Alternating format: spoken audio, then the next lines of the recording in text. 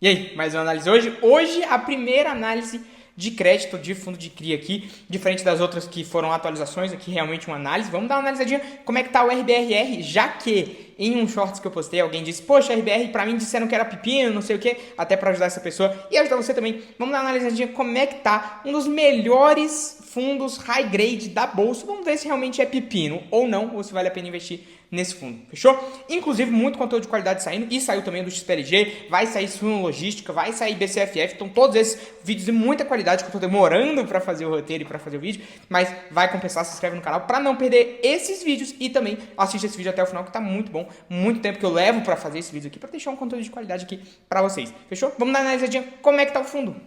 Aqui no relatório do mês de agosto, do RBRR11, aqui ele comenta que terminou o mês com 40 CRIs, foi distribuído 0,85 por cota, o que dá um dividendo mais ou menos de 1% ao mês. Além disso, ele comenta que tem 0,07 por cota de reserva em relação ao mês de agosto. Inclusive, a gente vai comentar um pouquinho mais sobre isso daqui a pouco.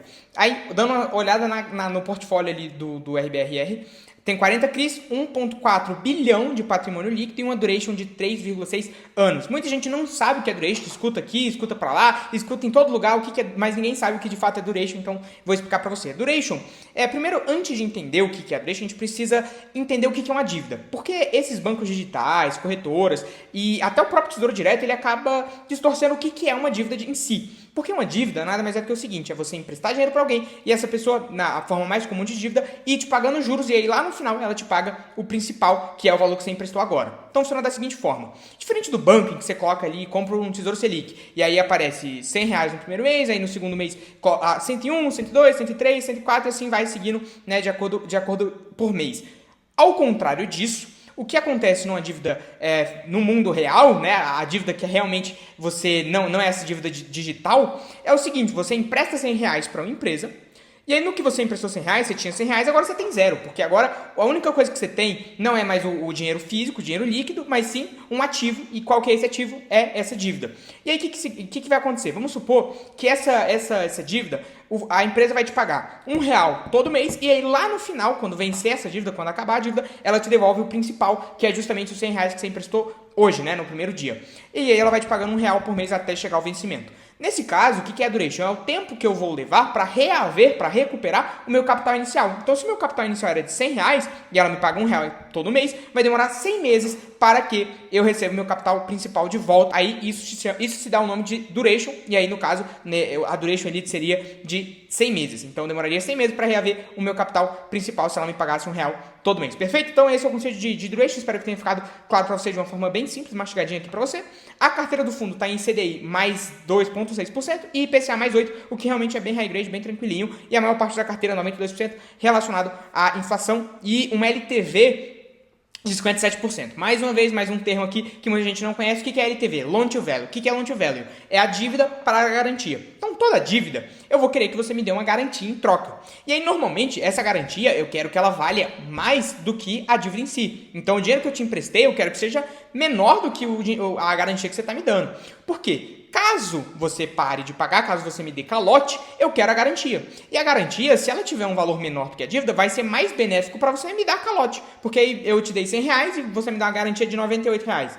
Nesse caso, é mais barato para você me dar o calote e eu pegar a dívida que é 98. É mais barato para você, então você vai querer fazer isso. Então, o loan to value nada mais é do que o valor da dívida, os R$ 100, por exemplo, e o valor da garantia. Então, se a garantia ela for R$ 170, eu te dou em ativos, R$ 170 em ativos, caso eu não pague, eles são seus, e eu peguei R$ 100 de dívida, eu vou ter um LTV mais ou menos de 57%, que é justamente, né, 100 dividido por 170, vai dar mais ou menos 57%, que é justamente o LTV do fundo. E aí tem a razão de garantia, que é justamente o contrário, então é a dívida dividido, o ativo dividido pela dívida, que aí vai dar 1,7, exatamente o 170 que eu falei ali, que é uma forma mais fácil de você enxergar isso, mas o loan to value é mais usado, mas de toda forma a razão de garantia fica mais fácil da gente entender que ele tem, para todo R$ 1 de dívida, ele tem 1,7 em garantias, então caso o credor não pague, ele tem uma garantia que equivale a 70% a mais do que tem em dívida. Então, espero que tenha ficado claro esses dois conceitos para você. Aqui ele comenta que 56% das garantias estão em regiões primes, então Faria Lima, Pinheiros, Jardins e etc. E 85% das garantias estão no estado de São Paulo. O fundo tem 15 milhões de cotas. A taxa de gestão, eu vi o Lucas Fies comentando sobre essa taxa de gestão, que é uma taxa absurda, que não sei o quê. Ele até tem um ponto quando ele fala que a taxa de performance, perdão. Ele até tem um ponto quando ele comenta que nenhum fundo deveria ter taxa de performance, porque a taxa de performance é você querer receber para fazer um trabalho bem feito, que não é nada mais do que a sua obrigação. Isso pode até ser um ponto. Mas assim, eu também tenho outro ponto de que cada um cobra o tanto que quer e cada um paga se achar que faz sentido. Agora, sobre a taxa de performance ser 20% sobre o que bateu o CDI e ele falar que isso não faz sentido porque bater o CDI é mais do que a obrigação dele, eu já vou discordar pelo seguinte motivo. O fundo, qual que é o benchmark dele? CDI. Por quê? Vamos usar o CDI, vou usar a licença poética de falar que o CDI vai ser a nossa taxa livre de risco. Então, tudo que exceder essa taxa livre de risco, ele quer 20%. Para mim, é bem tranquilo. Se ele fizer um trabalho bem feito e me der um retorno a mais, 20% do que ele me der a mais do que o CDI, ele fica para ele. Para mim, parece justo. Então, para mim, não é uma taxa excessiva, como ele comenta lá no vídeo. Agora, a RBR comenta que ela fez uma reavaliação, uma atualização dos rates dos CRIs, e apenas eles comentam que não teve nenhuma alteração, que todos os CRIs estão adimplentes, ou seja, não deram calote, mas tem um fundo, um CRI, na realidade, que ele foi reduzido o rating, acredito que foi algum na Faria Lima, então, e não foi muita coisa, tipo, é 2% do PL e saiu de AA+, para AA-. Então, não é muita coisa, é um CRI bem pequeno, 2% do PL, acredito que tenha sido uma redução tão irrelevante que eles nem tenham comentado isso com mais profundidade. Então, bem tranquilo aqui, o fundo segue tranquilo. Inclusive, eu me perguntei quando eu li o relatório e fazia o roteiro, do porquê que será que eles teriam feito essa atualização. E aí eles comentam que a cada 12 meses, ou quando ocorrem eventos negativos ou positivos que impactem os parâmetros das operações. Acredito eu que tenha sido algum impacto negativo lá na Faria Lima, e aí ele fez essa atualização, mas está bem tranquilo, isso aqui a gente pode deixar para passar por cima com esse breve comentário. As receitas do fundo aqui, olhando para a DRE, as receitas mantêm estáveis, e eu só achei interessante que as despesas ele não abre quais são. Então, assim, você que é o dono disso aqui, quais são as despesas? Você não sabe. Acho que falta um pouco de transparência em relação a isso. Inclusive, nos outros fundos que eu fiz a atualização, vou deixar aqui tanto o MCHY quanto também o IFRA 11, eles não comentam quais são as despesas, né? Eu não sei se o MCHY comenta quais são as despesas, mas eu lembro que um deles não comentava quais são as despesas. Não sei se isso é parâmetro para o gestor de fundo de CRI, acho que não precisa abrir as despesas, mas eu acho que falta um pouco de transparência ali. Além disso, voltando lá no 0,07 reais por cota de reserva que eu falei, você vê que nos últimos meses o fundo tem usado bastante da reserva para poder compor o dividendo dele. E aí, no caso, ele tem usado normalmente 0,07 de reserva para compor o dividendo, que é justamente o valor que ele tinha no mês de agosto. Acredito eu que ele tenha utilizado para agora o pagamento do mês de outubro e de setembro. Então agora o fundo não tem mais reserva, acredito eu que ou não tenha, ou tem um valor bem baixo em reserva, e aí os próximos dividendos vão ficar na casa de 0,7, né, 0,72, 0,75, por volta de 0,7 por mês, já que ele não tem mais reservas. Passando por isso, aqui a gente pode dar uma olhadinha na carteira do fundo, marcação a mercado. Se você não entende marcação a mercado, vou fazer um vídeo sobre isso. Já expliquei bastantes conceitos por hoje, vamos pisar um pouco no acelerador. Mas assim, na marcação a mercado, no dia de hoje, 14 de outubro de 2024, o fundo estava sendo negociado a 84,5 centavos por cota. O que isso significa? Significa que quando eu comprar esse fundo a esse valor, é a mesma coisa de que comprar IPCA, um CRI, a IPCA mais 10% ao ano, high grade. Então, para mim, quando eu bati o olho nisso aqui, eu fiquei impressionado. Eu até ia fazer algumas movimentações no mercado de CRIs e de renda fixa para poder ganhar ali na marcação mercado, que eu acredito que vai ter nos próximos meses, mas na hora que eu olhei isso aqui, parece ser uma oportunidade única e não tem dinheiro, não vai sobrar dinheiro meu para fazer qualquer outra coisa que não seja comprar RBRR. Por quê? Mesmo pagando as taxas de administração, gestão e performance do fundo, eu continuo comprando crédito high grade, gerido por um gestor, porque eu já estou pagando a taxa, então vou considerar que está de graça, porque eu já estou considerando as taxas aí, gerido por um gestor profissional, um fundo imobiliário me pagando IPCA mais 10%. Então, para mim, parece uma barganha, até por essa conta, por conta da queda do fundo, uma barganha, total barganha. Vou comprar o fundo à beça. Isso é uma recomendação? De forma alguma, mas eu estou falando o que eu vou fazer com o meu dinheiro. Perfeito? Olhando aqui para a carteira do fundo, você pode ver que tinha 16% em CDI, ele foi baixando, agora está em 8%, e o resto para inflação. Então, é um movimento que talvez ele tenha errado o momento de sair de CDI, mas agora, para os próximos meses, talvez seja interessante, tá? Isso na minha concepção. Então, é interessante. Eu vejo esse fundo com muitos bons olhos no atual cenário. Sobre a LTV, teve uma coisa que eu esqueci de falar, então vou falar agora, que é o seguinte: o LTV, você não quer que seja mais de 100%, porque significa que é mais barato para o credor dar o calote, e você não quer que ele seja muito abaixo de 30%, de 20%, porque significa, no caso de um LTV de 20%, significa que eu estou te dando R$100 de dívidas e você está me dando R$500 em garantia. Aí você fala, poxa, por que isso não é bom? Porque R$500 em garantia eu quero que ele me dê o calote.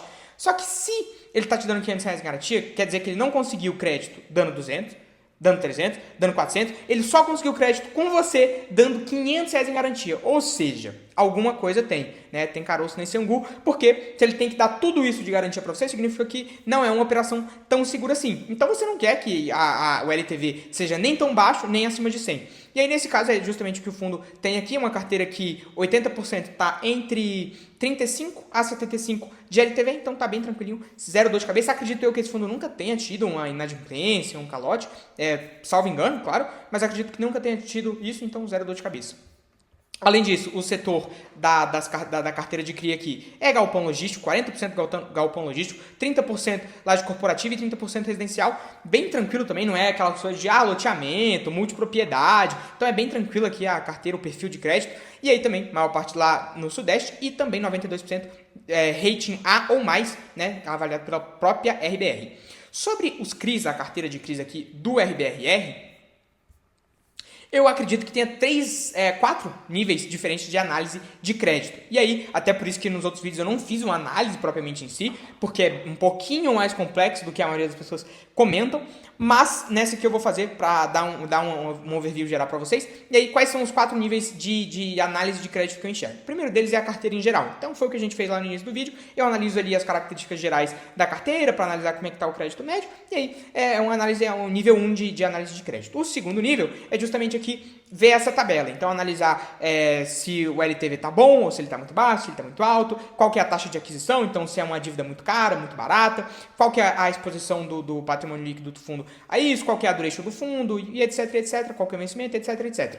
E analisar isso aqui para todas as posições, todos os CRIs que tem o fundo. Então, essa é a segunda análise. A terceira análise é fazer isso também, é fazer os 2 níveis passados e também analisar para que foi usado o dinheiro, quem que está pegando a dívida, se esse emissor realmente está com dificuldade, entender um pouco mais, olhar as notícias, analisar como é que está a operação, para que foi usado o dinheiro e fazer o que a gente fez no nível 2 também. Já o nível 4 é um nível bem mais complexo, um nível aqui que não cabe eu comentar, que é olhar o balanço, que é ver tudo sobre a empresa, analisar de ponta a ponta, do dealing, não sei o que, não sei o que, não sei o que, que é uma análise bem aprofundada aqui. Então, a gente vai se ater ao nível 3, que é uma análise bem boa para a maioria das pessoas aqui. Então, 9% do patrimônio líquido tá no CRI Leroy. O que é o CRI Leroy? A gente já vai dar uma olhadinha nisso, que é um rating AA, IPCA mais 7,25, e aí uma LTV de 40%, então tá bem tranquilo. E a maioria ali dos ativos a maioria dos top ativos ali do fundo estão nessa média aí. Então IPCA mais 6, mais 7, mais 8, uma LTV entre 40 e 70, e aí uma duration ali de 3 a 5 anos, a exposição 9 para baixo, né? 9 a 5%, então tá bem tranquilinho. A carteira média aí, os principais ativos do fundo tá bem tranquilinho de analisar, e são todos nesses parâmetros ali. Além disso, tem o CRI do Brookfield, que ele pode comentar ali lá na terceira linha, que é o terceiro maior exposição, só que você tem que adicionar esse outro CRI da Brookfield aqui. Se um é IPCA, o que está na terceira linha é IPCA, esse aqui é CDI, então você tem que adicionar aí o que vai dar no total, o Brookfield vai ser a segunda maior exposição e não a terceira, tá? Só deixando esse ponto de ressalva. Aqui ele comenta alguns FIIs para que é da estratégia tática dele, de fazer ágil e deságil, pegar algumas assimetrias de mercado. Não vou comentar sobre isso porque é menos de 5% do PL aí, então a gente pode passar batido. Agora, uma análise mais aprofundada dos créditos da carteira do RBRR. Então, vou fazer um trabalho bem feitinho aqui com você. Fica até o final, deixa o like e já se inscreve no canal para você não perder esse conteúdo de qualidade que eu sempre trago aqui para você e também como forma de agradecimento por eu estar te ajudando a investir melhor. Fechou? Bom, analisando o principal CRI que tem no RBR, é um CRI justamente para o famoso XPLG. A gente sabe que XP tem um problema sério com dívida, é um problema que nem bêbado tem com álcool, então a XP gosta de dívida também. E aí eu até vou deixar no card aqui o vídeo que a gente fez sobre XP. E como eu analisei XP, eu sei exatamente do que se trata o XPLG, eu sei exatamente do que se trata essa operação. Mas eu acho que para a RBR, ela deveria explicar um pouquinho melhor, explicar um pouco mais sobre cada operação, porque da forma que está aqui eu acho que está muito leve, está muito breve também, e não dá para você entender exatamente o que é a operação. Como eu analisei, eu sei, vou te explicar aqui, vou deixar o vídeo no card, mas eu acho que falta isso para a RBR também. Então vamos lá. A RBR comenta que essa operação do XPLG é uma antecipação de locação com o fundo XPlog, XPLG. Só que não é isso, tá? Já vou explicar para vocês, inclusive estou com o documento aberto.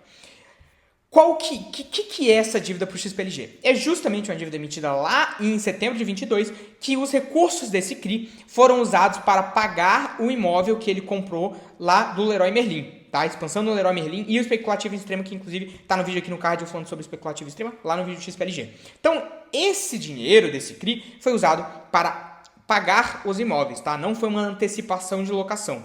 Inclusive, vou explicar o conceito de CRI para você. Mais um conceito aqui, mais uma aula. Isso aqui está virando análise mais aula. O que é um CRI? Um CRI é um certificado de recebível imobiliário. Então, diferente do Tesouro Selic, diferente de um LCI, porque, novamente falando, a dívida digital, a dívida virtual, ela simplificou muito o conceito de dívida. Mas, diferente de um LCI, de um Tesouro Selic da vida, de um CDB, o CRI nada mais é do que o seguinte. Eu tenho imóveis ou eu vendi imóveis e eu vou receber esse dinheiro em parcelas. Só que eu quero antecipar esse dinheiro para agora. E aí, como é que eu faço para antecipar esse dinheiro para agora? Eu vendo o direito de receber esses valores no futuro por um valor descontado no presente. Então, ao vender isso, você me dá o dinheiro inteiro agora, com um ganho ali para você, né, com um ágio para você, e aí eu pego esse dinheiro bruto agora, e aí você recebe esse direito de receber essas parcelas mensais. Então, isso é um CRI, né? É um certificado de que você vai receber dinheiro de imóveis, né? Então, no setor imobiliário. Isso para o devedor, né? Então, o credor, ele está justamente antecipando isso. Ele está te falando, olha, eu tenho dinheiro a receber, mas eu quero receber ele agora. Quanto que você me paga para eu receber ele agora e você poder ter direito a receber essas parcelas? Então, é justamente isso que é um CRI. E aí, no caso, quando a gente está falando de CRI, por mais que seja interessante eu explicar para vocês e eu também entender para que está sendo usado o dinheiro, como que foi feita a operação de crédito, que é justamente o que eu gostaria que a RBR deixasse aqui no relatório, para ela é mais interessante, e para qualquer devedor, para qualquer credor também, justamente explicar não para que foi usado o dinheiro, que é o que ela não faz aqui, não como que está sendo utilizado, quem que é a empresa, mas sim, mais importante, é a garantia e também onde que está localizada a garantia. Né? Então, o mais importante é analisar a garantia e é justamente onde eles dão enfoque, que é justamente um CRI que tem a alienação fiduciária. O que é a alienação fiduciária? Caso o XPLG não pague a dívida, o imóvel vai para o XPLG. Então, a gente tem uma alienação do bem, do ativo. E aí, nesse caso, é um imóvel AAA, é uma LTV de 50%, ou seja, se eu emprestei R$100, eu vou receber 200 nesse imóvel AAA. Então, é uma dívida bem tranquila também, bem difícil o XPLG dar calote nisso aqui. Além disso, também tem a cessão fiduciária dos contratos. Então, caso o XPLG não pague essa dívida, todo o contrato da Leroy Merlin vai ser passado, todo o dinheiro que vai ser recebido do contrato de locação da Leroy Merlin vai para o RBRR. Então, acredito que o XPLG não queira fazer isso. Aí você pode ver que bastante isso aqui para fundo, né? Bastante CRI para fundo, então para o RCRB11 também, para o Fundo de Investimento Imobiliário JKA B2, para o Green Towers também, né? Green Towers WR, a gente vai falar um pouquinho mais sobre ele também. Mas assim, tem bastante fundo imobiliário, né? Então tem bastante operação de CRI para fundo imobiliário. Você pode ver que é IPCA mais 7, IPCA mais 6, IPCA mais IGPM mais 4. Então, dívidas bem tranquilas aí. E aí, comentando um pouco mais sobre o RCRB11, é uma operação lastreada em contrato de compra e venda para aquisição de lajes corporativas pelo fundo imobiliário RCRB11. Ficou claro para você? Bom, para muitas pessoas não ficam, é justamente o que eu estou falando aqui da RBR. Ela poderia explicar de uma forma mais interessante para quem está investindo no fundo. Mas eu em breve explico isso, o que está acontecendo aqui, mas só para falar um pouco mais do LTV do fundo, é de 73%, então tranquilo também. E aí, cessão fiduciária dos recebíveis, que eu já expliquei, volta aí no vídeo se você não entendeu, e fundos de reserva e despesa. Então, se você aluga imóveis para pessoas físicas, né, imóveis residenciais, você sabe o que é um fundo de reserva e sabe o que é um fundo de despesa, é um dinheiro que ele coloca mais, é um calção, né, que ele coloca mais para caso ele não consiga pagar em algum mês, você tire dessa reserva e ele tem que repor no mês seguinte. Aqui ele esqueceu de comentar do Telos Brigadeiro, eu acredito que por ter uma duration de 0,7 anos, então uma duration bem rápida na realidade, ele não tenha colocado o Telos, mas tem que colocar, eu quero ver Telos Brigadeiro aí, quero ver sobre essa operação. Sobre o CRI Brookfield, é uma operação de crédito para o financiamento, a aquisição de 20% da Torre B do complexo JK Iguatemi. Não ficou caro mais uma vez, mas assim, vou pegar todos eles de uma vez. que acontece?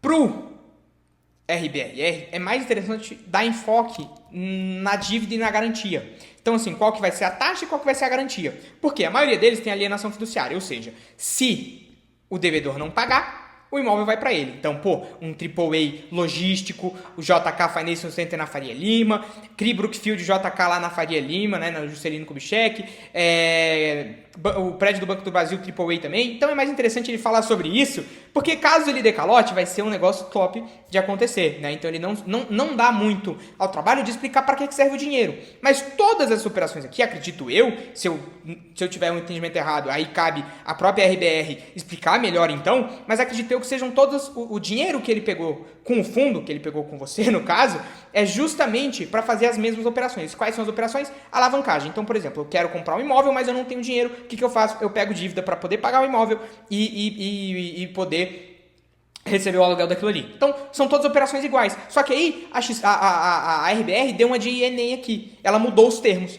Então, em vez de escrever por quê várias vezes, ela escreveu por quê, por causa disso, por acaso. E aí, não fica claro para você, isso aqui não é Enem. Então, não fica claro para o investidor o que é a operação em si. Então, assim, operação de antecipação de locação, operação lastreada no contrato de compra e venda, operação de crédito para financiamento, operação lastreada na sede de administrativa do Banco do Brasil em Brasília.